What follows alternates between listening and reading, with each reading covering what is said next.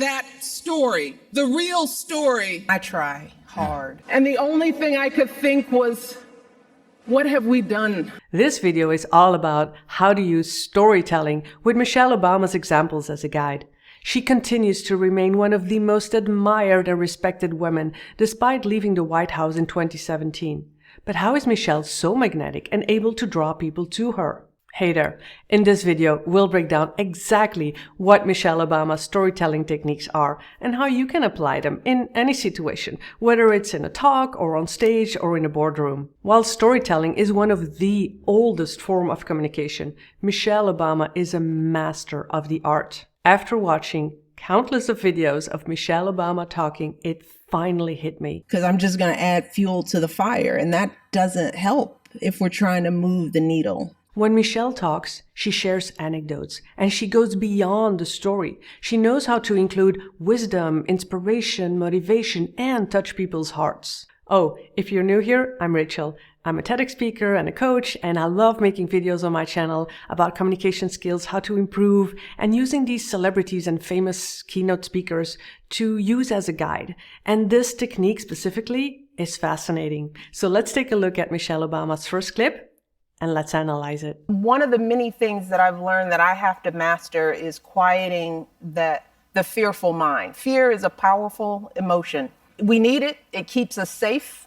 But if we overprivilege it, it keeps us stuck. One of the things that we all have to work through is learning how to decode when that fear is going to help us and when it's holding us back. Because you come out here every night and you make it look easy. But I know that there is always a thing in people who are in the public eye where you have to get over that crest of fear and get out here and do your thing. And you practice it, you get better at it. And what's on the other side, if you do it well, you do it right, is opportunity. Let's see what's happening here. So she starts with her own point of view. She starts with I, okay? So I too had to learn to quiet that fearful mind. Then she goes into we. We needed to keep us safe. We need to learn to decode. Then she goes into you. She talks to Steven. She says, you come here every night. You have to practice too. Then on the other side, there's opportunity. So notice how she goes from I to we to you. Before I really explain this, let's continue watching just a little bit. Me trying to figure out, how do I handle fear? I talk about one of the most scared times in my life in the book. And look, I grew up in the inner city, things to really be afraid of, because I didn't want to be like so many people in my family who got stuck in their fear. But I had to practice my way through that anxious feeling, that sort of the newness, the change.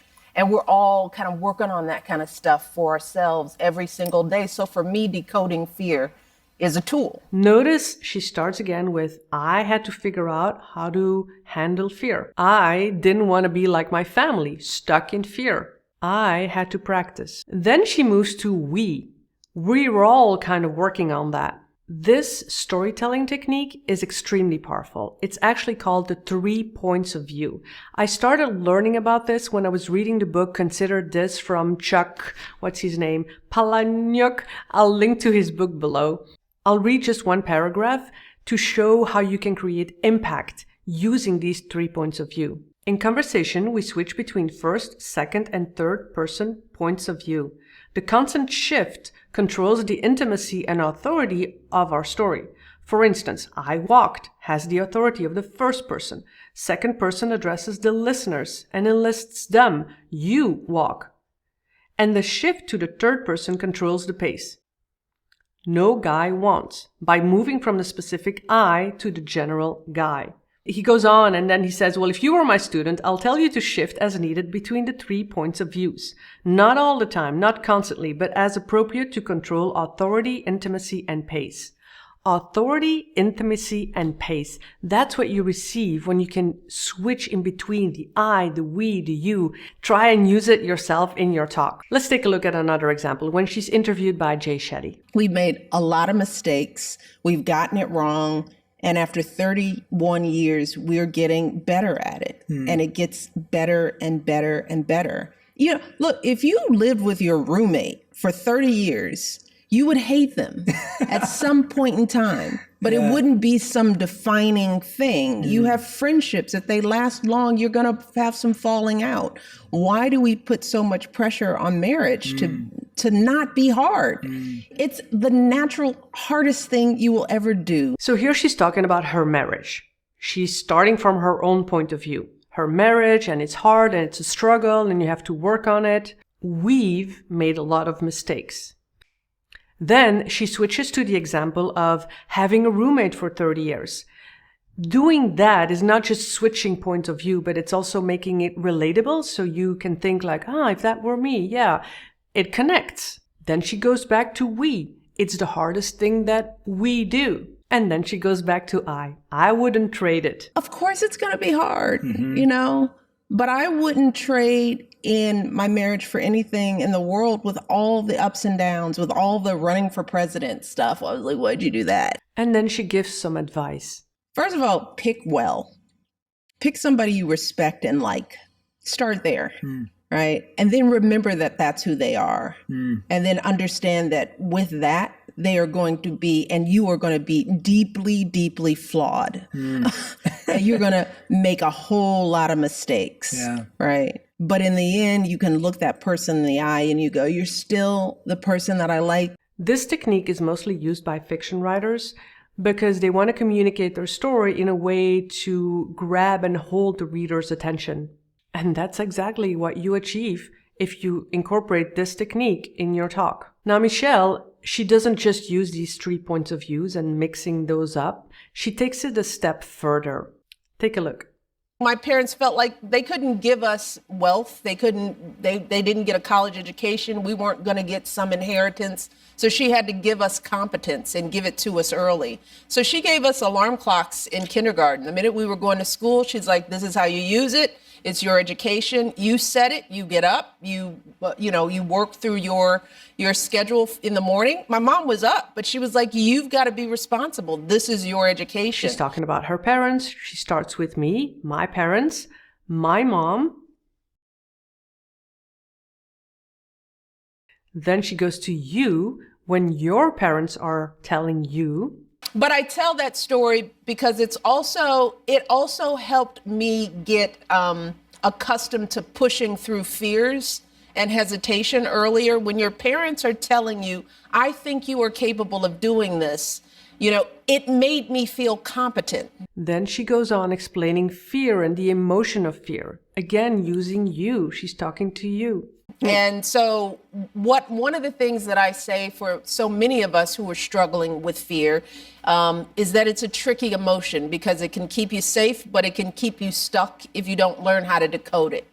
If you don't learn to understand what's the fear that's going to keep you safe and what's the fear that you need to push through to get to growth and learning. And then she ends with this call to action. My plea to people. Yeah. But my, plea to people is you can always make your world a little bit bigger. And there's always growth and opportunity on the other side of that good fear. So we can't let people manipulate us into living small lives and being afraid of each other. That's her way of adding the action, the motivation, the inspiration. It really touches people's hearts. Let's take another example just like this in The Late Show. For me, going high is not losing the urgency or the passion or the rage, especially when you are justified in it. Mm-hmm. Going high means finding the purpose in your rage. For me, going high means, so she starts with me, and then she goes on to generalizing and using we. And we've been living in a lot of rage. And why do you go high? Because the opposite way of being is unsustainable. No one is happy in this place. She switches again between I and we and you, and then she ends with motivation, inspiration, action when she says, America, please go high. Yes. Go high. Go high. Yes, go high. America, please go high. Michele Obama's storytelling techniques are just fantastic. She's a real master in the art. But on top of that, she also uses her facial expression, her tone of voice, her body language to add charisma. By the way, if you like this video, can you please hit the like and the subscribe? I really appreciate that. Did you know that the words only account for 7% of effective communication? It's the nonverbal that accounts for 93% of effective communication. And using body language can either make you look really confident and give you that charisma, or it can make you look insecure and nervous. And these both extremes is something that I talk about using Prince Harry, because he really shows both. And I made a video filled with examples that you can learn from to improve your public speaking skills. So if you want to know how to use your body language to appear confident and charismatic, then I'll see you in this next video. I'll see you there.